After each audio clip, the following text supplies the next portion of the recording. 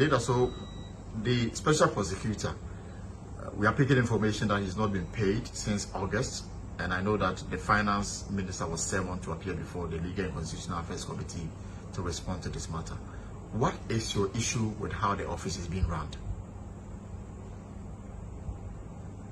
Incredibly astonishing. I just can't believe it, that the office of the special prosecutor is simply not functional as was expected of the legislation that created the office as part of our collective quest to combat corruption, economic criminality, and graft associated with the abuse of public processes for private personal gain. I understand that Martin Amidu has not even been paid. Throughout the period that he was special prosecutor? Throughout the period that he was special prosecutor. He's not been paid. Since he's left office, what is due him has not been paid to him because the Minister for Finance is determining what the conditions of service should be against the law and the regulations that establish the institution. It simply means that President Nana Akufo-Addo from day one has never ever been committed to fighting corruption. He set up the bureaucracy for the finance of it, that I have an office of the special prosecutor to complement the Attorney General office in fighting corruption. In any case, which matter of corruption is before the court? Which matter of corruption is before the special prosecutor?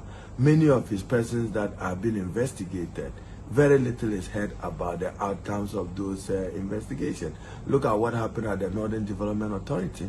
We are not seeing any action, even though we saw culpability in what occasioned loss of money to the state and many other matters before them.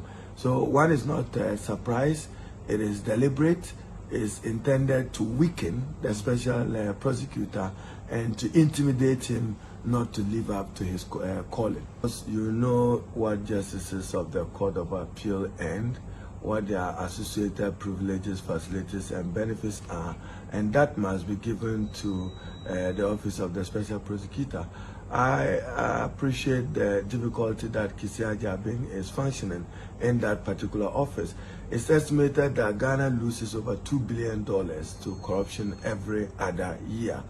Matters of misappropriation, embezzlement, misapplication of funds, we just have to get serious as a country in blocking the leakages, and we need the office of the special prosecutor to bite and to function much more effectively.